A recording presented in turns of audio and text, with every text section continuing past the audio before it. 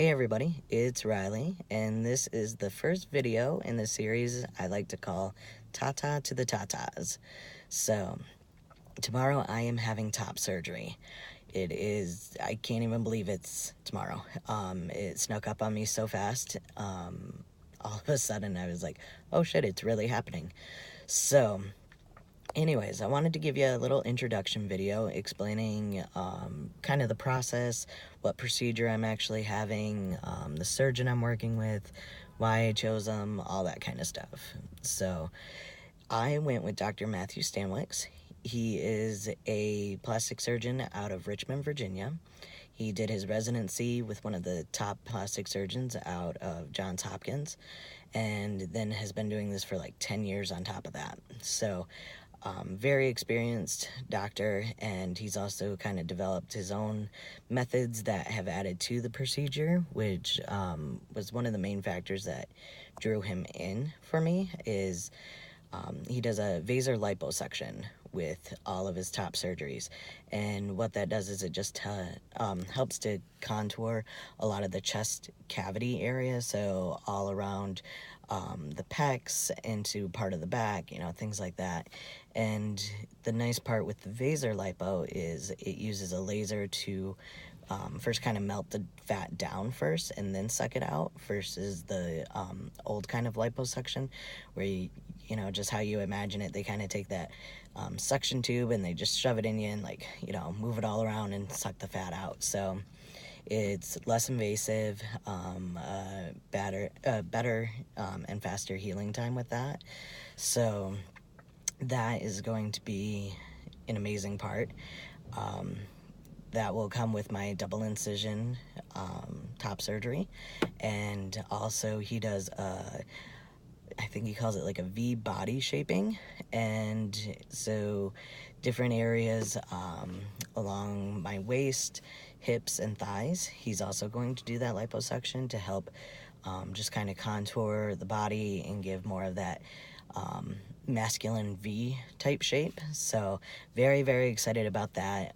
That costs a little bit extra, but I really feel like I'm going to be happy with the results and it will be well worth the money. So that's kind of the general of the procedure and the doctor. Recovery time.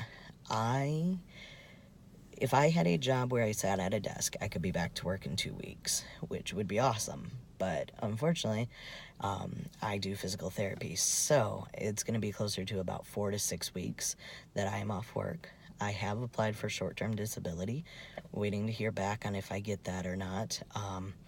With that, for anybody that is looking at having top surgery, what I did was I included the letter that my therapist wrote for my insurance company to help try to get some sort of coverage for the actual surgery, stating that top surgery is a medical necessity, all that kind of stuff, and kind of explaining that whole end of it.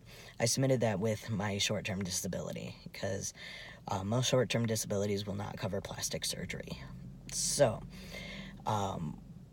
with this, I wanted them to realize that it's not just plastic surgery.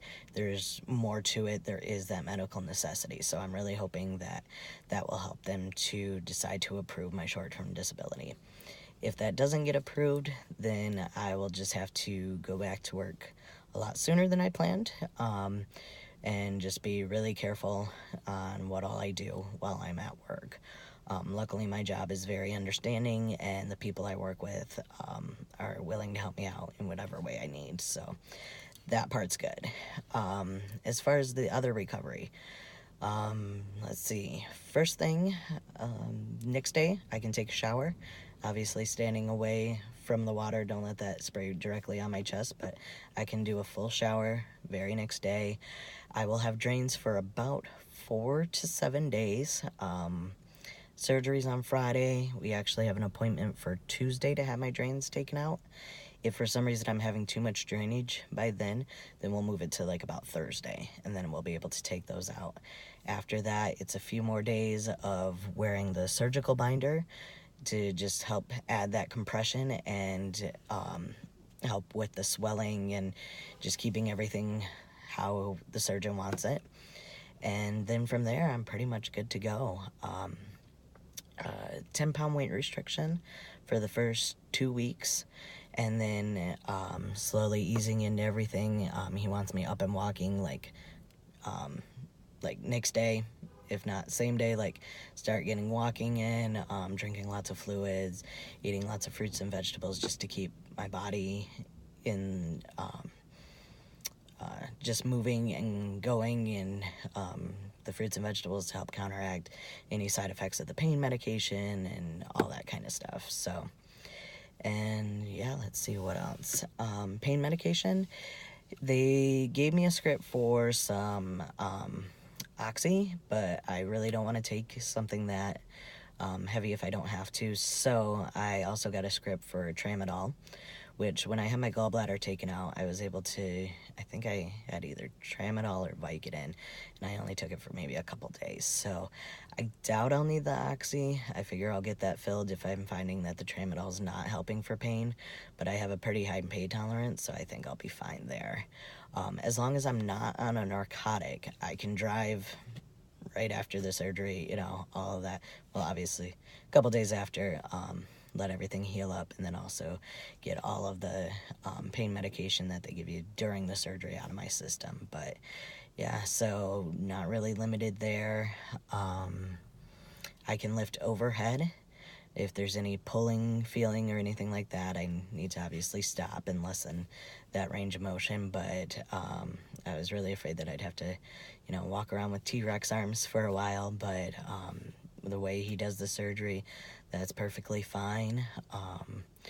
I will have other videos coming on this series, and definitely some tomorrow before I go in for surgery, and a response from after. I don't know if I'll do just little short videos or if I'll try to edit them all together, probably see how I'm feeling and go from there.